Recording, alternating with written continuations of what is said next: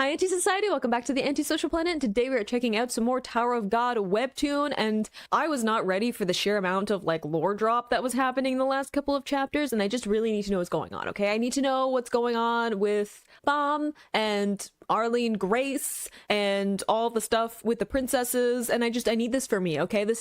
I'm taking you along on the journey, but this is because I desperately need to know what happens. Yeah, that is also my question, because we got a Violet Grace. Yes, they did give you that name. Why would that be? Also, as has been pointed out to me, the hand statue thing at the beginning before the workshop battles was also called like the Hand of Arlene or whatever. So I got thoughts about that, about there being a statue that's been there for a while and that's broken now. Got thoughts. I do think it's so interesting that you can see all the line work happening, like the chaos behind Bomb as he like processes this information. He has all these questions, right? I'm with you. What does it mean that she's brought you into this world? Yes, thank you for asking. Brought him into this world in what way? Because that can be very ambiguous in the tower. Yeah, what counts as like a mother? We've seen a mixture of what it means to be a mother in the tower, and that's not always good. She's an irregular too? Oh, there's so many things. There used to be 13. That means some of them are gone. That makes so much sense, though, to have 13. You have 13 of the weapons.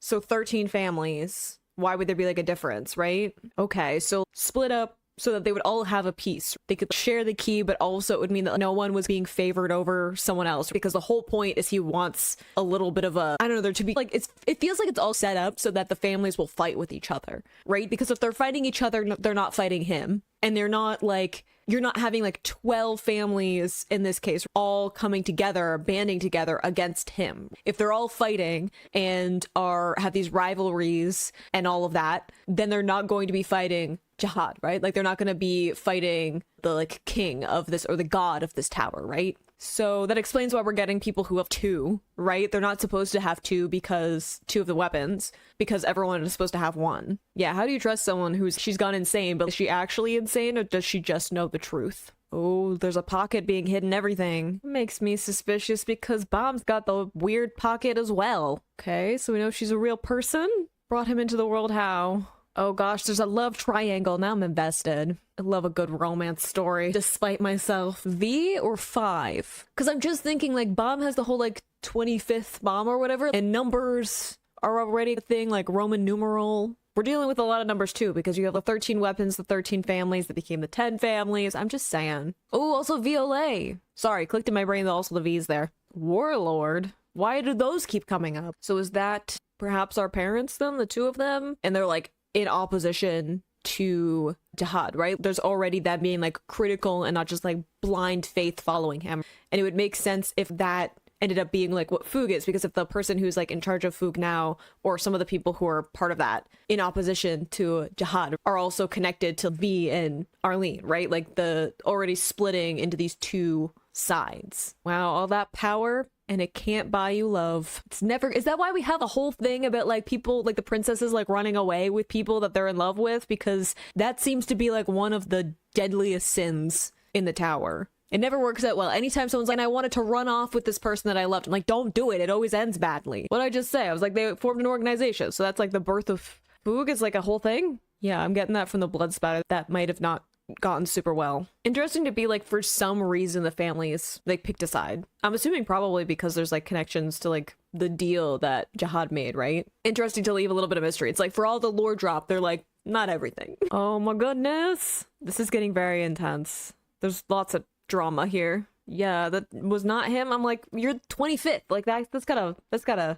be part of it. Oh yeah, I felt that was probably part of how this was going. I don't feel great about how this baby's chances are. I think that tells us a lot about where his priorities are. I feel like the hunting down and murder of a child, baby, tells a lot about what his morals are like. Just in case we need a clarification on that. Extreme loathing, resentment. Yeah, I'd be pretty torn apart too. I'd go on a vendetta. Yeah, I can also understand like losing it a bit. Like that, fair enough. I don't even fault her for that. The trauma of it, watching that happen. Ugh. God, and she's already immortal, which is like terrible anyway. Like it's terrible to feel that way anyway. Mixed with the grief, mixed with the wrath, and like to the point of you don't fully have your sanity anymore. And then the extra trauma of trying to take your life and living through it. Ooh, there's so many layers to this. There's so many layers and I don't even know where to start. I'm not the right person. I'm not the one. I just have an arts degree. Oh? He didn't get immortality, so we got more loss? Forget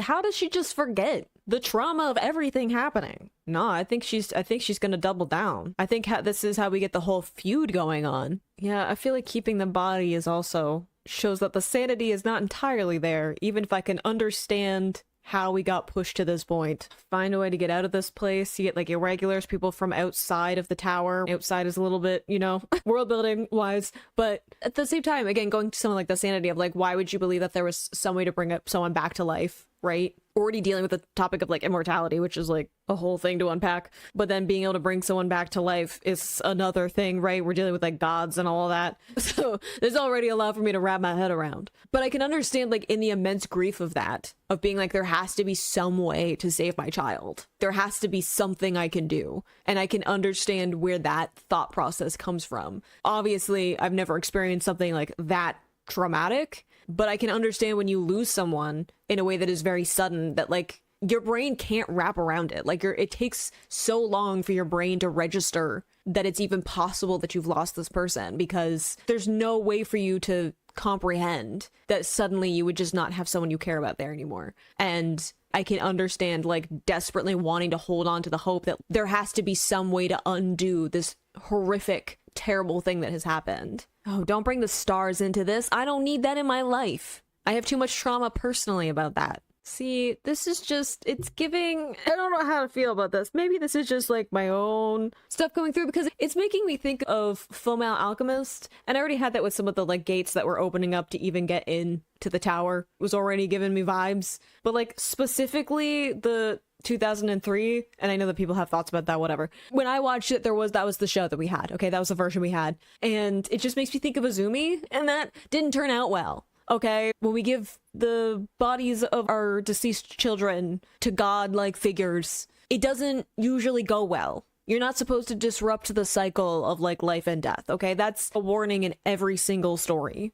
Again, we have vengeance. If we're assuming that Bomb is like some iteration of this child, right? Or that's like the belief from Foog even, right? That mixed with all of the spirits that we got with Hokin, right? Again, vengeance is something that continues to be there, but vengeance is like, for all of me being like, I would go on a vendetta too if I had to watch my child be killed in front of me. Vengeance is not a good cycle to be in, right? Like we all know that is, again, from the warnings of literally every story. Vengeance is not the answer. It's also a lot of pressure to put on somebody to be like, this is what your destiny, this is what you're gonna do. Oof, violent. Also, it is giving a little bit of a Messiah thing, right? Because we brought back from the dead to be a child, brought back. But also, okay, does that mean that like Arlene is somewhere because she's immortal? So where's she? If we've got her pocket, this just seems like a lot to throw at him. The statue, the hand that we had before, I was like, that was destroyed. There's so many layers. Yeah, like a legend, right? Like a fable. A place that doesn't have an administrator, that's where he's ended up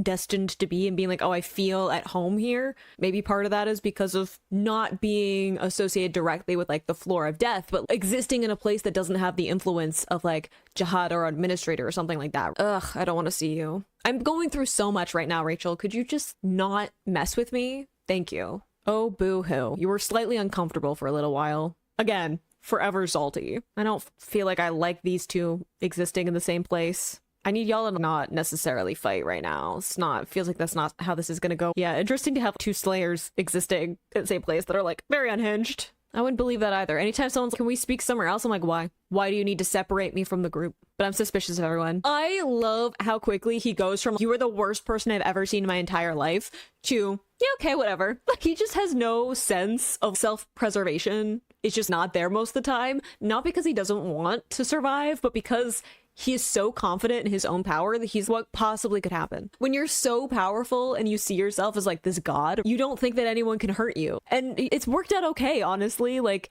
him being split up into multiple like entities notwithstanding. No one can be trusted. When has trusting someone ever worked out well? With a few exceptions. There's a lot of things happening, a lot of rules. Thank you for glaring her down. It's my boy. I don't trust his smile because I can't see her eyes. I know that's part of the art style, but still feels intentional here. I think I wasn't trying to compliment you. I'm not interested. Just observing, glaring you down across the room. Good question. Why is she important? To him, at least. I don't know. I feel like you're not self-aware. Like, you're trying to be, you're doing that thing that people do where they're like, no, I totally know that what I'm doing is like not great. And she does. She understands what she's doing is like not the right thing to do in terms of being like a general good person, right? Like, she understands that she's like stepping on people to get higher in the tower. But she's definitely not self-aware enough. We've seen parts where like Kun or someone will like push the right button, put the right pressure point, and she loses her composure, right? Because she doesn't want people to know about like the imperfections. You are.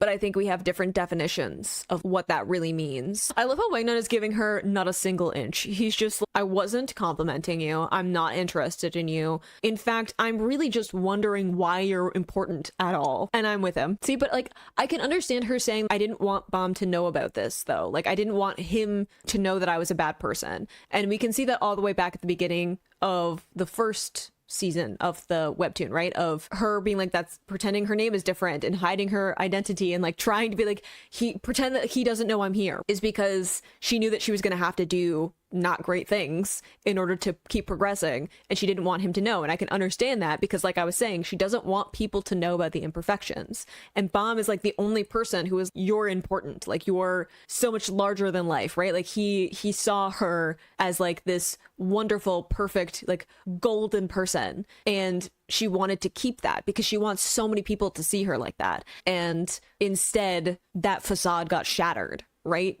Because she couldn't continue to go after her goal of progressing through the tower and getting higher and higher without stepping on Bam too, right? I agree with the psycho. I remember what she did to Dan and I will not forget. Thank you very much. I saw that look in her eye and I will remember it forever. A Dark Lord, the stars. But I feel like now that we've had the connection with Arlene and being outside of the tower and everything, that there might be like a deeper level to that, because if the legend or like the story of Arlene and V and everything with Fu is all tied together of this legendary child and everything, that her wanting to see stars specifically is tied up with that legend, right? Is tied up with who like Arlene is as a person. Maybe? I don't know. You also want to be special. I love that Wayne just, I think you're crazy. I don't think you fully know what you're talking about. I love that he's not having it. See what I just say? I'm like, I feel like it's connected with that. And she's, I'm going to be the special one. I'm going to be the one that fulfills this like prophecy, this legend or whatever.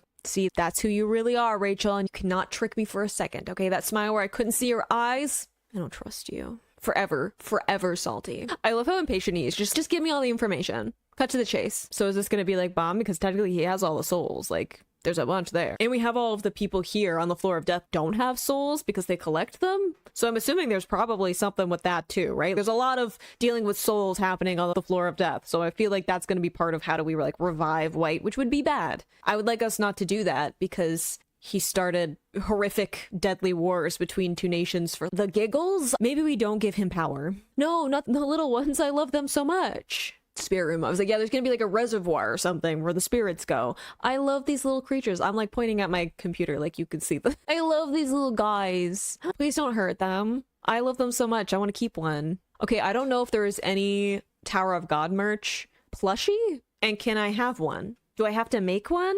I can't go down this spiral, okay? But I want one. Ooh, or like a lamp because a little soul in the back.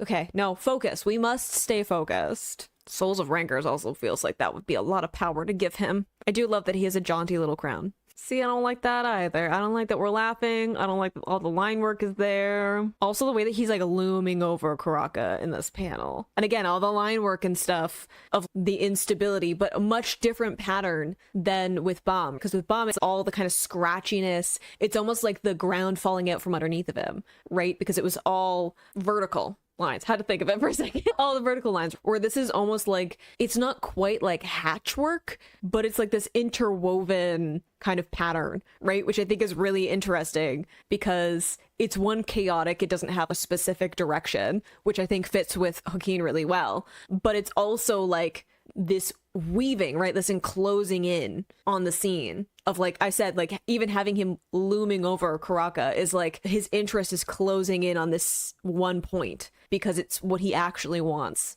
The little transition. You also, is there anyone who isn't unstable? I have no idea. Bodo? Evan, maybe? Like the two that are like, this is madness. What are we doing? What are we doing? Okay, so I was assuming the person we were talking about was Bam. because protagonist, souls, right? But if there's also this like collection of the souls that are already for the people here, right? So if they want their souls back, we need to get to that place with the room. Maybe we're talking about Hokkien/White, which also seems dangerous. I don't know. I mean, like, is he trying to manipulate you? Yes. Is he lying? Who knows? Charlotte seems like she's like, maybe we just stay where we are. What life do we have outside of this? I don't know how I feel about the grin. I also feel like maybe we don't agree with someone whose part of their name is the bloody. Just generally, I feel like maybe we don't take life-altering advice from someone like that. I don't know, you're the one, Sung is the one who was like immense power. Seem a little bit sus to me. Higher priority than Foog. I don't know, like, again, I'm assuming it has something to do with siding with White or this room of souls or whatever, like the chance of getting their souls back so they can actually leave. But again, do you miss the opportunity? Even if it's a lie, right? Even if it doesn't work out, you're already stuck on the floor of death, right? Again, I'm trying to see from like the other perspective. I like the details in the comic. I think that's probably... Are we gonna be living out a comic? Is that what we're doing? What? Huh? I'm with y'all. The what? So we have a little bit of a tournament thing going on? We're just trying to get them all in one place? Yeah, the one important detail of we don't actually have the fragment. What happens if someone wins? Again, really, is there a single person who is sane anywhere? Everybody's fighting then? I just feel like we're missing a few important details. I feel like we're skipping to the end, and the part that I feel like is most important of all of this is the part in between of like where we are right now and getting to that end goal. I just feel like there's a few details we might want to iron out between those 2 points in this plan.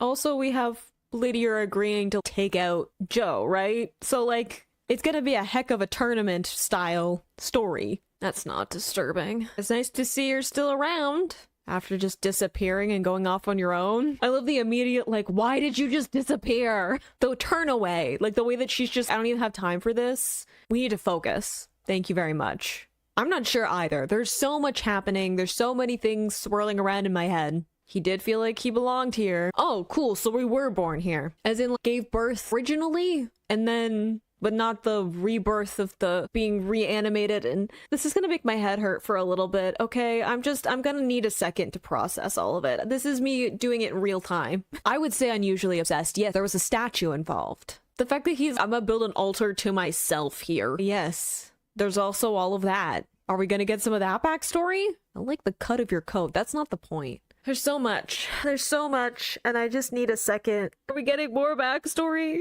Am I ready? Can I process the lore? I don't know. This is like when we got all the backstory but the Hell Train. Also, turn of events that has not happened while I've been going through the series. I think I'm gonna have to call it there with one chapter because there was so much going on and I've been recording for so long that I have no idea how long this is gonna be for me to edit on my side of things for the sake of the sanity of me, like, not just editing stuff but uploading. I think I'm gonna have to leave it at one chapter, which feels wrong. I need to know what's going on. I need more story. So I apologize for the fact that we might be changing around some of the scheduling as these chapters get longer and more dense on information, but I think that so much cool lore in this. Like, for all of me being like there's a lot to unpack, I think there's so many interesting things in terms of the religious imagery, like me saying like, the Messiah kind of thing, like a child of God, right, that was sacrificed and is going to come back to life to save people. That is very in line of the like Messiah stories that we have